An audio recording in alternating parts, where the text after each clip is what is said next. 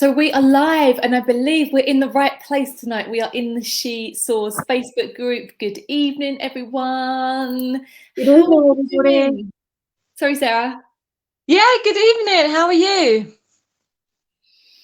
Me?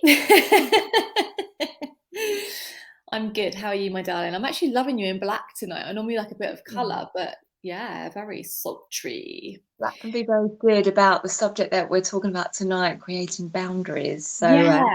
yeah, this is day Yeah, two. Welcome.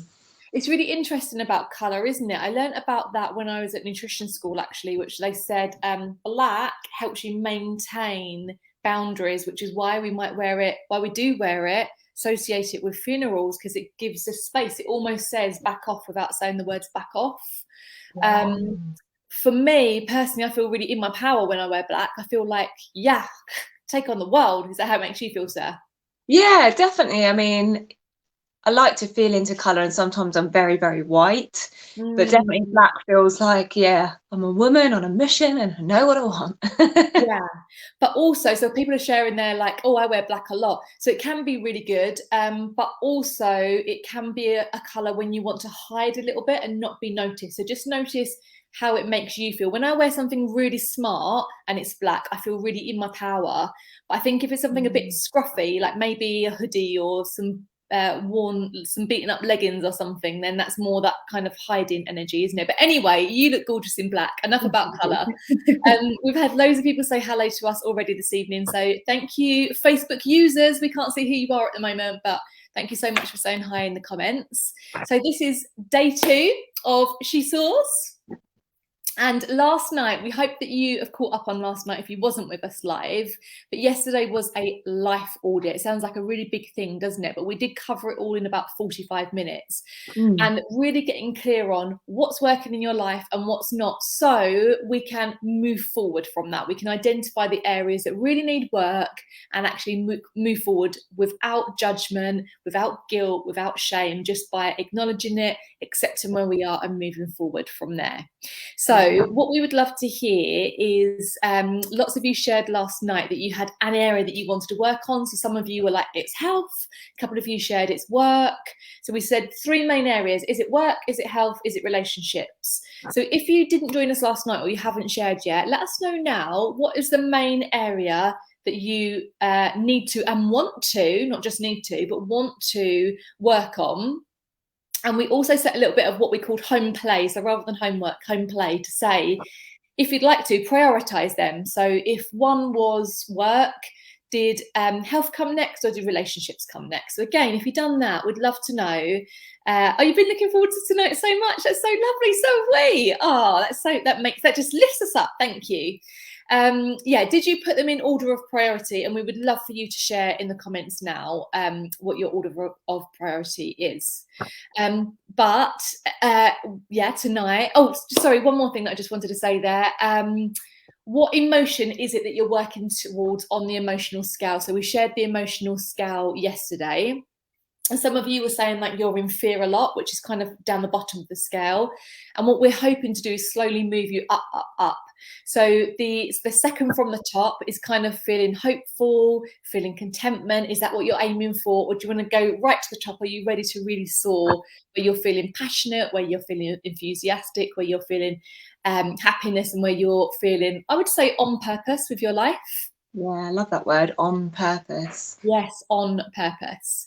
And the last thing to say before we jump into boundaries is we do love to reward you for interacting and commenting for 2 reasons. It lifts us and also it helps us beat the Facebook algorithm where you don't get your post shared to many people. So if there's lots of comments, it really helps more people to see this within the group.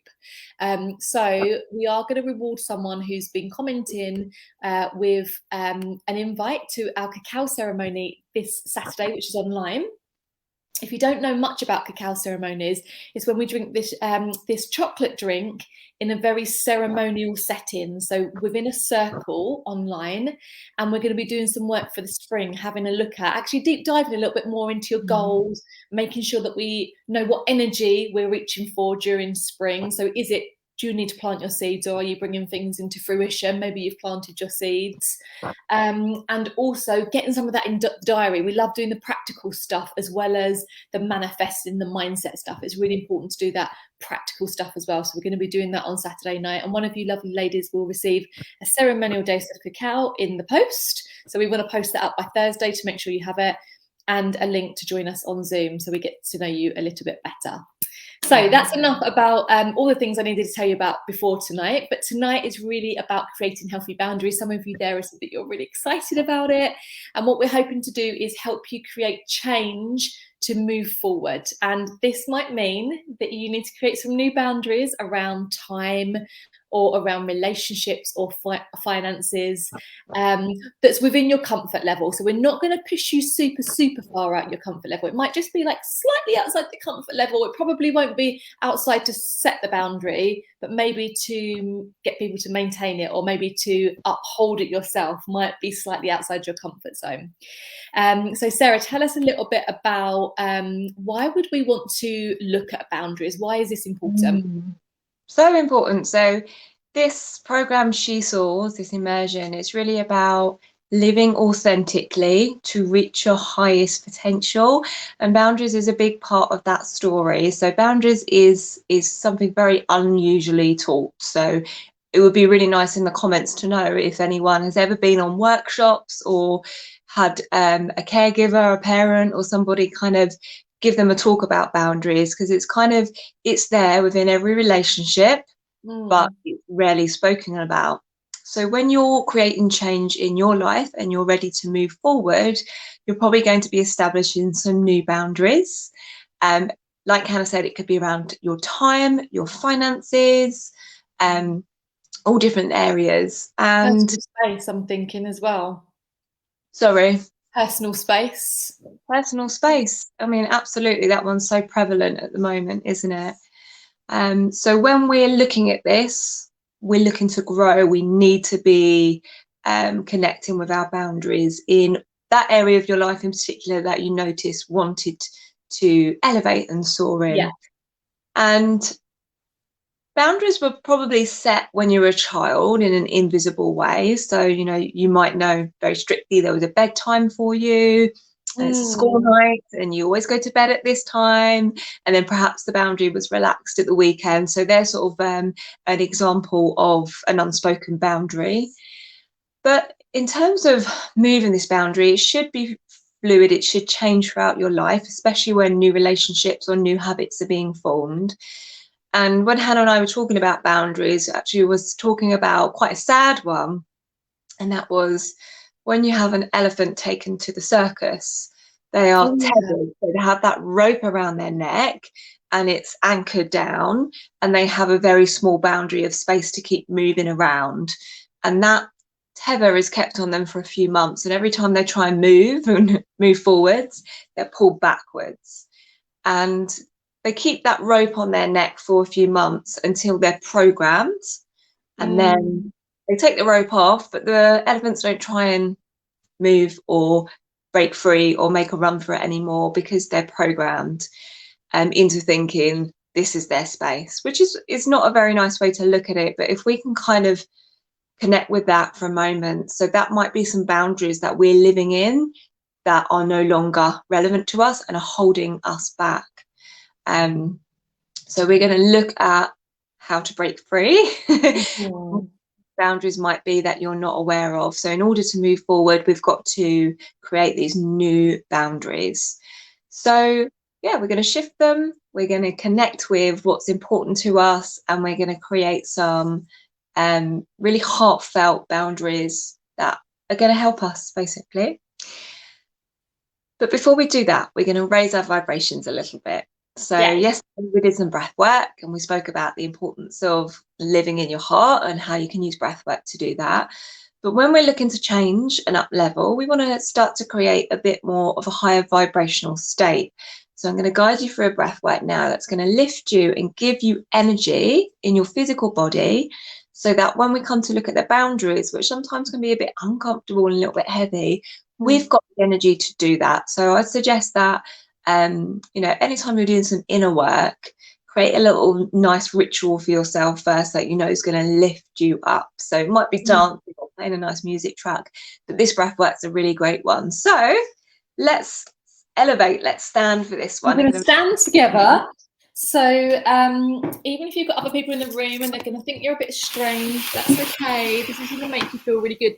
And Sarah actually led us through this. We were somewhere this weekend, wasn't we, Sarah, talking about cacao, and we done this. I had a whole room full of people doing it, and we all felt so good afterwards. I was like, let's do this one online. So this is why we're sharing it with you today.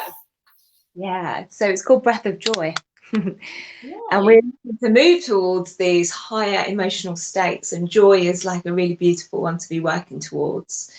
So there's only really one caveat for this. If you've got a headache or if you've got glaucoma, then you might want to leave this one out. Otherwise, we should be good. So we're going to take one inhale, but it's done in 3 parts. So we do a little breath in and we bring our hands forward, shoulders are relaxed, we pause, and we do another sip of air in and bring the arms out. And then we do the last sip of air, reach the hands, and if it's all right on the neck, look up, reach up, reach up, reach up. And then one big exhale, lean forwards, and I'll probably go out of camera here, throw the hands back. I'm not going all the way down just so they can see. Yeah. Soft bend in the knees as you lean forwards, tuck the chin and look between your legs. So let's do that again before we go into the guided. It's breathe in a little bit, breathe in, lift up, finish breathing in, and then exhaling forward and release the breath, and then we come straight back into it. So let's go for 10 breaths together. So create some space around you. So we did that little shake off that we did yesterday. So shaking the day off, giving the hands a little bit of movement, the shoulders maybe bouncing on the feet a little bit, getting into the body, starting to create some vibrational impacts in your body. If there's any sounds and exhales and sighs that want to be released, let's do that. Okay, and let's collectively breathe together. So inhale, inhale, inhale, exhale, release. In, arms forward, arms side, arms up and down. Release. In, forward, side, up and down. That's number 3. 4. Breathing in, and out. 5. Forward, side, up. We're halfway there. Well done. 5 more.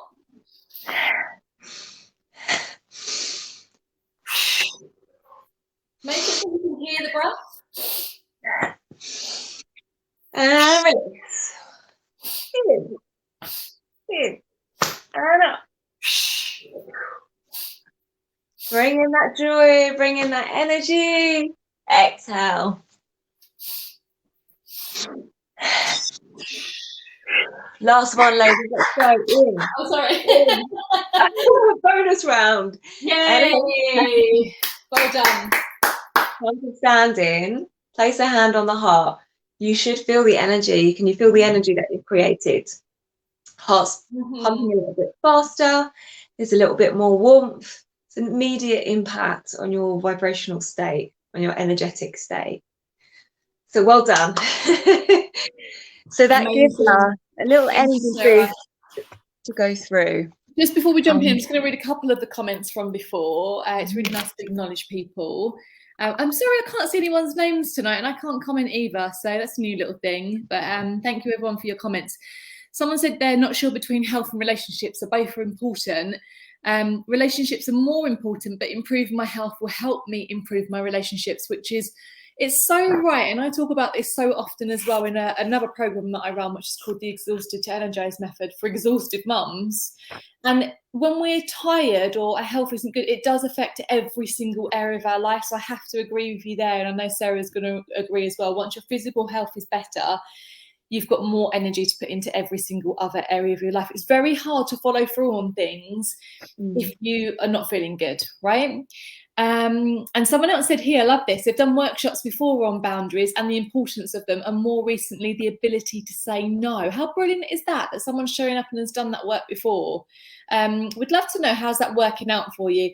There is I can't remember if it's a book or there's that movie, isn't it, called Yes Ma'am, where you got to practice saying yes to everything, because they say that we miss a lot of opportunities by saying no.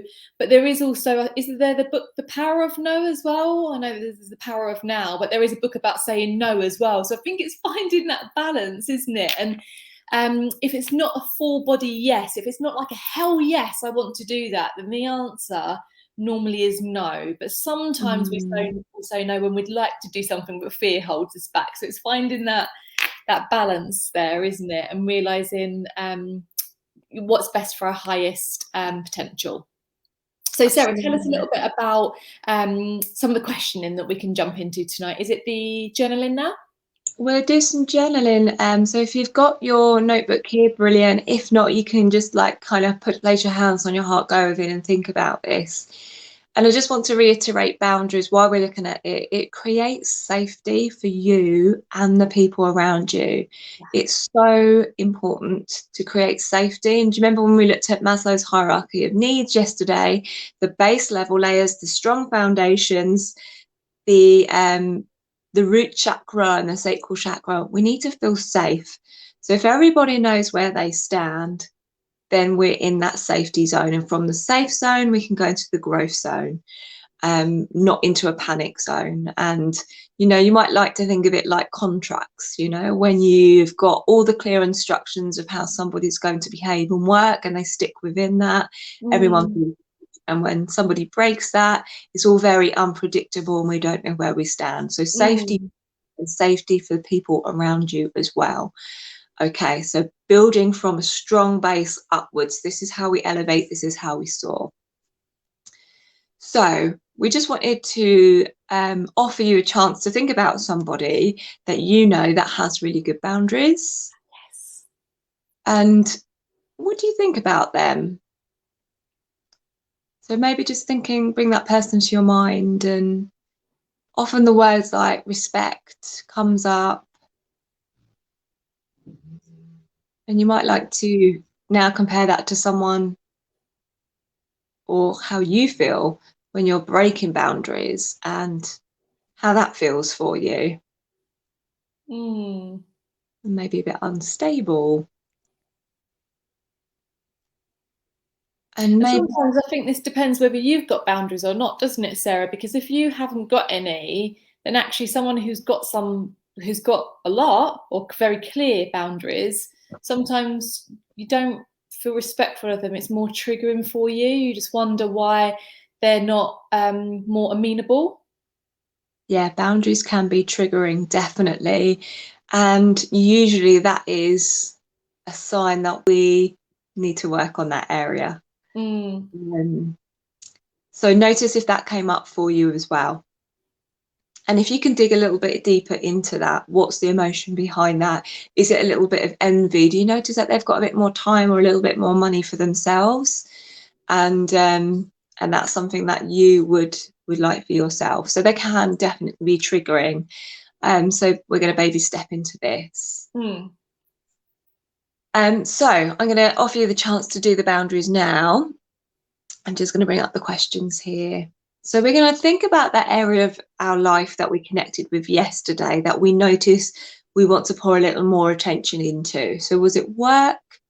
Was it relationships? Or was it your health? And in this area, when do you feel most uncomfortable, drained, or out of alignment? When do you feel uncomfortable, most uncomfortable, drained, or out of alignment? So just jotting a few ideas that come to mind.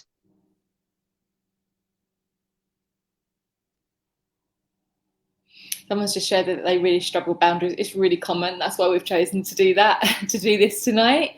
It's definitely something that we've struggled with ourselves, that we are still working on now. It's an evolving process. So it's really common. And in many ways, I do actually think it's more common with women, because we want to be seen as like that we care and that we're nurturing and that we've got that soft side a lot of the time. So sometimes our boundaries can be a little bit more flexible because of that. So it's really nice to be able to work on them together in this kind of supportive way. It couldn't come at a better time. Oh, we're so pleased. Divine timing Yeah, when I'm away divine from home. timing. Oh, that's great. Let's you dive into this then. So just while we're giving you a minute to journal, let's think of a couple of examples, Sarah. So when do you feel most drained? So with work, it may be something, it may be like when people ask me to stay late, right? I remember that when I used to, I was in banking years ago and people ask you to stay late and you feel like you don't want to. I think you mentioned this one a few days ago, Sarah, but you feel like you should. That's quite draining. Or sitting at your desk for hours and not moving, that's definitely draining. Taking on too many projects when you've got enough on your plate, it's going to make you feel drained or out of alignment. Maybe it's with your health. Maybe you set the boundary that you were going to exercise for 20 minutes in the morning and you decide to hit the snooze button and you wake up feeling not so energized, or you wake up feeling not so motivated. So when do you feel uncomfortable, drained, or out of alignment? With relationships, it might be certain people that you spend time with that you find quite draining, actually. Certain social situations. People gossiping when you're not Yeah, comfortable with that. just to give you a few ideas, just in case. I know some of this you can kind of draw a blank when you first start, and then the ideas start, then you start to get lots of ideas and you can think of lots and lots of examples. Yeah. And when you feel drained, uncomfortable, or out of alignment, what is it you do to bring yourself back towards a feeling of joy? Maybe you don't even know, but this might give you a chance to start to think about it. Yeah. Because often when we come from a place of discomfort and fear, we lean into self-soothing techniques that aren't always for our ultimate best. So this is bringing awareness to it. You really don't need to judge yourself because we all do it. Mm-hmm. A big one used to be for me, you know, if I was out of alignment in any ways, like, oh, glass of wine will take the edge off that. But for me, it was too often having a detrimental effect on my health. So it was definitely, and to be honest, I didn't used to know any, I didn't have the healthy ways, you know, I didn't have these healthy techniques that would help me. Whereas now, what Sarah's just shown us with just moving our body, moving the energy, something as simple as that. For some of you, it might be like, oh, get out the office and get some fresh air, right? Just get away from my desk for a minute. Maybe that's a great technique for you. And then currently in your life at the moment, what kinds of self-care practices are you prioritizing? Mm-hmm. What are you currently prioritizing? And be really honest, because if you said that I'm going to go for a run and that's really important to me and you're not managing that, that's fine. Just write down what you are. Mm-hmm. What kind of self-care are you prioritizing? And what practices are important to you? So what are you prioritizing now, but what is important to you?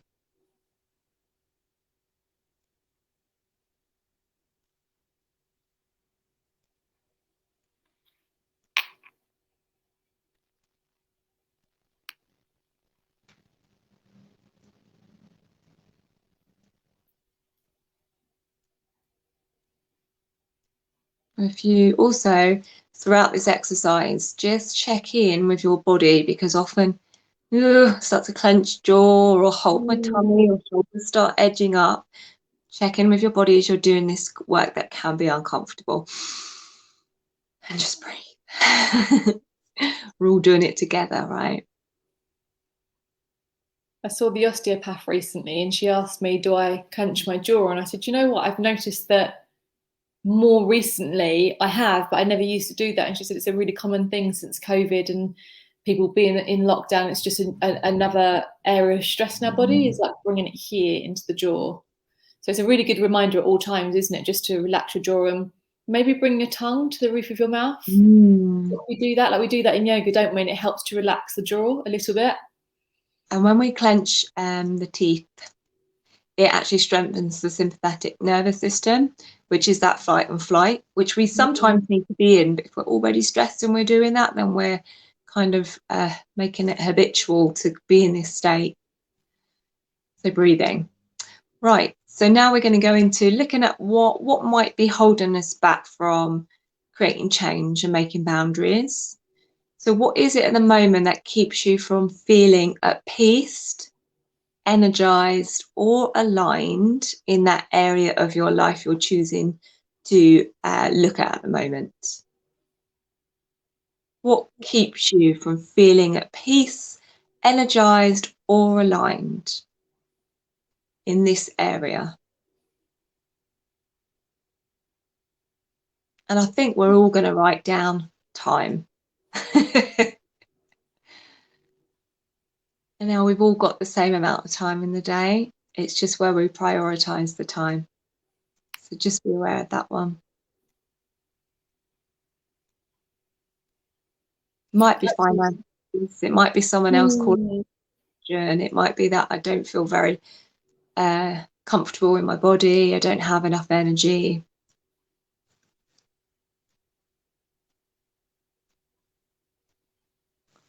And then the next one is, what keeps you from what brings you joy? So before we asked, what do you do to bring joy? What is it that's keeping you? And Hannah actually jumped in earlier and said about creating little moments of joy constantly throughout the day. And she gave some really good examples. So what is it that might keep you from doing that? Maybe it's being slightly unorganized, or being on technology for too long. Sometimes it's a mindset where you just don't allow yourself, like you just feel like I should be working or I should be doing something more productive. So it's literally just your mindset that stops you. I think that's a really common one. Yeah, and if it is, don't worry, write that down. Yeah. That's a Or I'll great do it in a minute. resolution. What about like I do it in a minute? Like after I finish this email, after I've put a wash on, after I've had that meeting, I then will, but then that never happens. And what keeps you from prioritizing the practices and self-care that's important to you? So what did you write down about those self-care and practices that are important? And what is it that keeps you from prioritizing them? And sometimes when you do this work, it can shed something that's like unexpected. So I've had this recently when I've looked at some of my exercise and I've not been doing as much at home. And when I've, first of all, you put these labels on yourself of it's because I'm lazy or whatever it is, I'm just not prioritizing it. But then I realized, well, when was I really consistent? And it was when I was doing more in-person stuff. So I love doing online stuff, but I do need that balance to do some in-person stuff as well. So asking these kind of questions can help me realize, oh, okay, so that's what lights me up, like to make sure that I'm doing that sometimes too, to get that balance, right?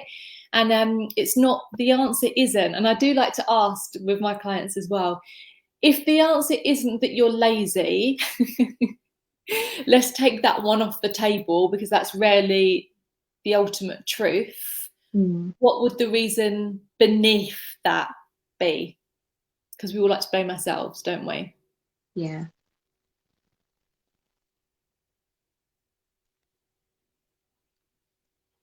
Procrastination. Plenty of time, but not the right attitude towards doing it. And then digging into that, like, but why is that? Is the thing that you're saying, do you not really enjoy it? Do you know, like if you love something, you want to do it, don't you? So you don't need, it's not like you've not got to get yourself up to have the right attitude. You just want to be there and you just want to do it. So is it the thing that you've said there? Is it really truly the thing that you love? And with the mindset, that voice in our head that some of us has just spoken about, our brain is programmed to seek danger. So it's looking for the negative to keep us safe, right? Yeah. So okay, that's kind of the background mental state, and it takes conscious awareness to change it. And just be really aware, and you've probably heard this and it's worth hearing it over and over, you're a product of the 5 people you spend the most time with. So notice the narrative of those people as well. And for me, I have to play mantras and uplifting songs, or have notes around the house, or uplifting quotes, or listen to people on podcasts, or people that have got a really positive, motivated attitude. That isn't the news for me, or mainstream.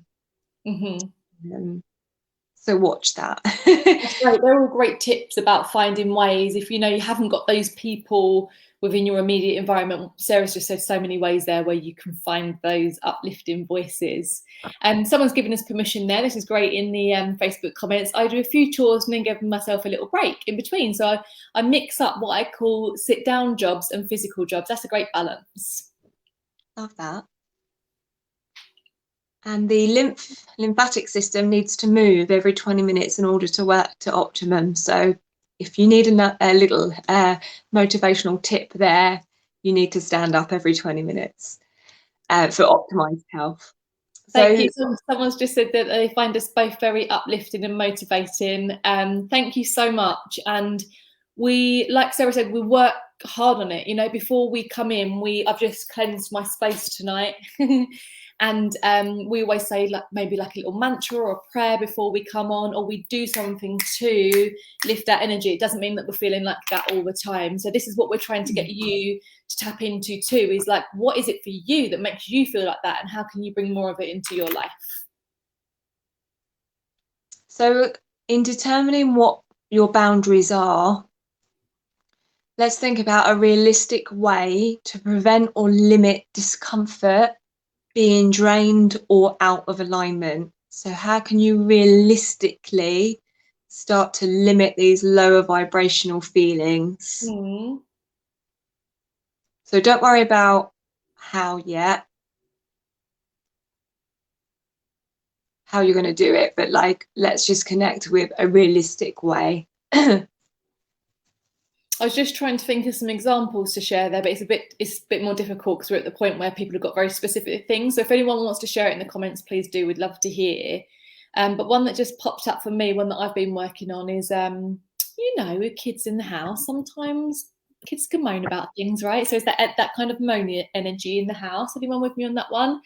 And what I'm trying to do, and been trying to do probably for about a year now, is when someone has a bad attitude to something, it's just not reacting to it. It's just like, just letting that be, and it passes so much more quickly. Like we don't get, you know, don't talk like that, or don't say it like that, or don't roll your eyes, or don't huff and puff. You know, it's actually feeding that lower vibrational energy, and then the conversation continues, right? Whereas if you just let it be said and then don't respond to it, it disappears so much more quickly. And then I'm trying to teach myself that just because that's happening doesn't mean it has to almost enter my energy field, that this can happen around me and I can still keep my vibration high whilst that happening. That's definitely a work in progress, but that's I hope that's helpful to anyone who's here with us live or watching on replay tonight. It's something that I'm always working on at home. Maybe a little ways of realistic boundaries is like, if it's a work thing, making sure that you don't answer your emails after 6 o'clock, and you do not take your laptop in your bedroom or your phone and look at emails.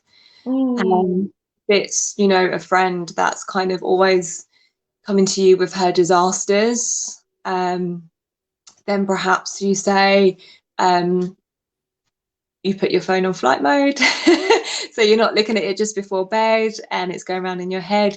Perhaps you say, I know, you know, when we meet for a coffee, shall we share something really good that's happened to us this week as well? So you bring in some uplifting conversation, or just changing your narrative to normal.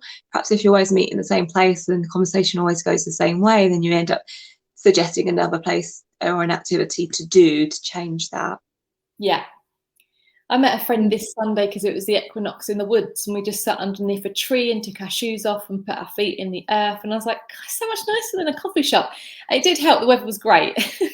The weather was really good. But just being with a friend, just sitting out in nature was amazing. So definitely changing up the place that you meet sometimes can really change the energy. Yeah, your environment can have a huge impact. And for me, it's one of the most impactful things. Is my environment. It can change your state of mind. So how can you make space for more joy in your life? How can you make space? So is it using a scheduling system, a diary?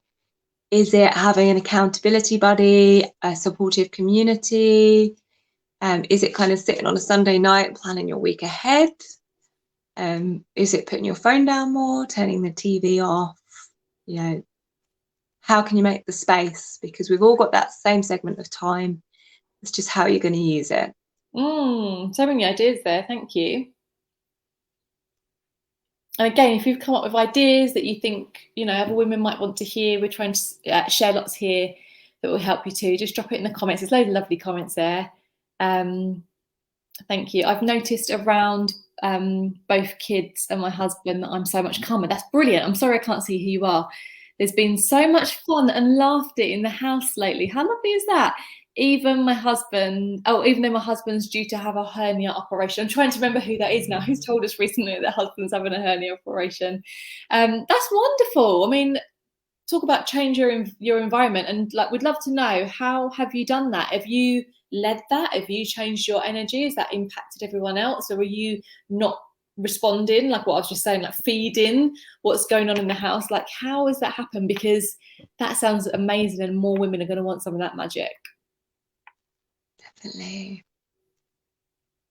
Sarah, I would like to pick up on the point that you just said. Can you start, when you meet someone, can you start by sharing something positive? And I've been to lots of meetings that's like, I want to hear a win, but when you speak, straight away I want to hear a win from you. And it's such a nice way to start a meeting, whether it's a formal meeting like a work meeting, or whether it's just, you know, informal, just friends. Just like, share something that's new or different or joyful or great. If there is anything at the moment in your life, like, what are you grateful for?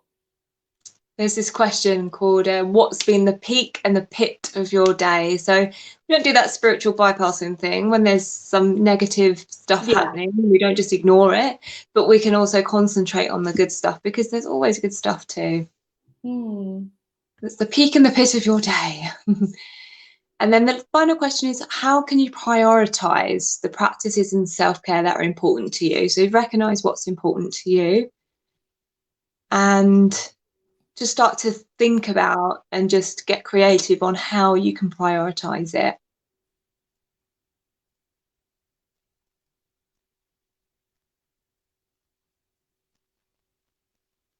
And I would come back to that emotional scale and how it's going to make you feel when you do prioritize it. It's going to make me feel healthy and energized and safe and secure and happy and joyful. So use that emotional scale that we've posted in the Facebook group. And when it comes to creating change, really focus on the feelings, the embodied state. Someone said here, I want to go back to planning my time again, including my self-care. I have to say, for me, it works. Like, if the stuff's in the diary, it happens. And I might have shared yesterday that I was saying to my husband, let's just book a day a quarter. So, you know, once the season changes, a day a quarter in, just to go and do something fun together, even between school hours. And like, we've tried to get like the next 3 in, so we know that's going to happen now, and it's something to look forward to in a way that we can like connect in our relationship. And it's the same with anything. If the gym appointment is in your diary, I don't know what the percentage is, but I'd say like 90% more chance that you're going to make it than if it wasn't in your diary, right? Something might crop up, but more or less you're going to stick to that appointment, especially if it's written in pen, or you've put a reminder. If you're using an online diary and you might forget it, put a reminder alarm on that goes off as well, particularly if you're working at home. They are great questions. We hope that's given you some food for thought this evening. So they're all the questions, aren't they, Sarah? That's the end of the journaling. So we have got one final question for you, which is your home, not your homework, your home play. And you might be able to think of it right now as well, but it's define a new clear boundary that you will stick to. So we're not trying to get other people to enforce it. We don't have to tell anyone else at the moment. If it's your health, it might just be, you know, I'm going to take a glass of water up to bed with me every night and drink it as soon as I wake up in the morning. It could be that easy, right? But you need to actually stick to it. Another one with health, someone said there they want to put their self-care in their diary. Is that your commitment to yourself? If it's something with work, like Sarah mentioned earlier, I'm not going to check my emails. I think she said after 6, or not reply to emails after 6. So could that be your boundary? And can you stick to it? So we're going to be practicing this, and we're going to be talking about it over the coming weeks, but just the next couple of days in this particular group. Yes, can you define this new boundary for you that you can stick to? Because it's really, really hard to get other people to stick to our boundaries if we're not sticking to them ourselves. So we've got to start with us and then have that lovely rollout effect from there. Someone else just said, I have a 10-minute reminder in my diary for yoga. I'm going to take a wild guess that that's Karen. It may not be, but someone's got a reminder there that it's yoga in 10 minutes.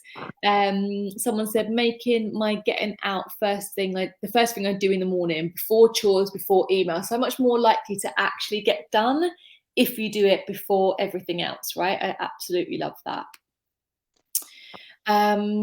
Okay, what else do we want to say today? Yeah, share some more of your comments. So share it in here now if you know what your commitment to yourself is going to be. Share it now. Otherwise, we're starting a little post in the group, and we can all write on there. And Sarah and I, we can add one to it as well, can't we? Yeah, absolutely. And just remembering that boundaries are a radical, loving way to reconnect with your inner voice and stand up for your needs. We all have needs. Think of that Maslow's hierarchy of needs again. We've all got them. And if we all meet our own needs in a safe way, we can all start to up level and soar and maintain this. So the boundaries are important for you. They're important for the people around you. They can be very uncomfortable, but they are such a key part of creating change in your life. So remember, it's a way of self-love and self-care. And I want to give you a little nutritionist tip here. Something that you could use there's lots of things that you can use that could help with boundaries, lots of energetic techniques that you can use, lots of spiritual techniques. Using essential oils would be, you could create almost like protection around yourself with essential oils. But what I actually wanted to share with you, because I know some of you who are here this evening have got it, but Calendula tea, which is made from marigolds. Okay, so it's that beautiful, you got some there, have you, Sarah? Oh, gorgeous. Bright yellow, like sunshine, like a marigold, right? Calendula tea helps our internal and external boundaries. So just to explain what that means, internal boundaries, we need a really, really good gut lining that is like the barrier that doesn't allow our food to leak through our gut and into our bloodstream. You know, leaky gut syndrome, you may have heard of that before, where you really react to foods. So we want the gut lining to be strong, really, and not to have these holes in it. So that's one internal boundary. We've got lots of different types of internal boundaries like that. So Calendula can help with internal boundaries, but also external boundaries. It's a bit of an energetic thing. So my herbal teacher, Sorrel, the way she explained it to us is like, if you go to a party and there's a beautiful woman and you're like, from a distance, you're really admiring her, going, oh God, she's really gorgeous.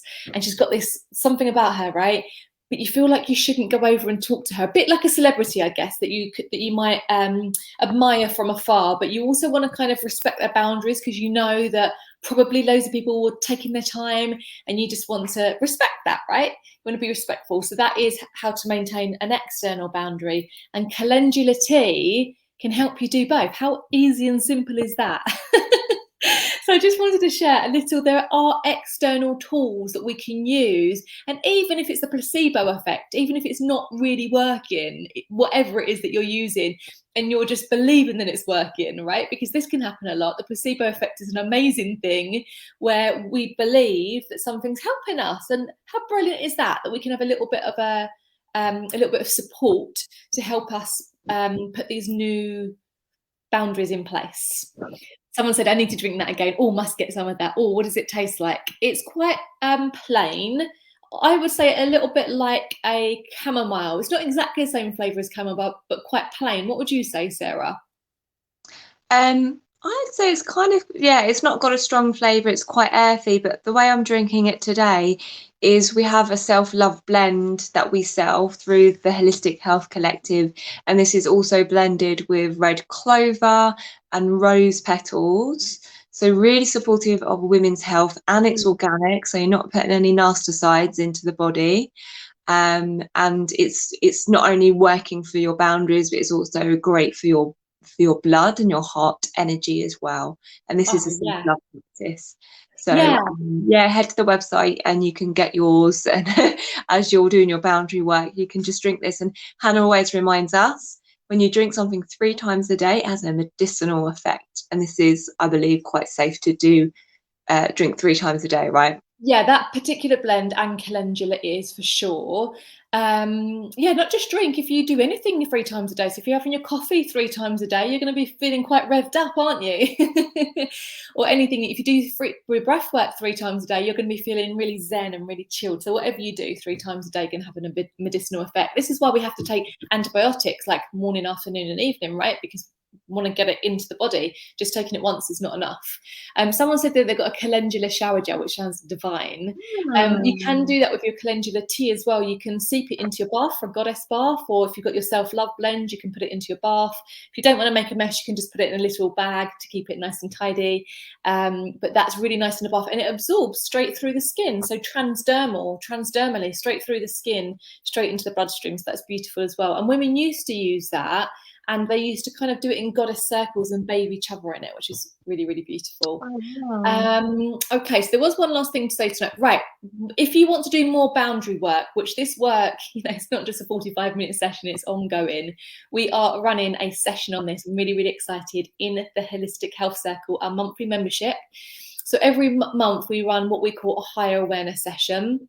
Meaning, like, bringing you out of your everyday and helping you think of things that are going to raise your consciousness. So our session planned for April, so those of you members who don't know what's coming up in April yet, because we haven't released the timetable as of yet, it is our boundary session. So we're diving into this in a much, much deeper way. So we'd love to invite you to check out our monthly membership, which is for women that really, really want to step into their highest potential.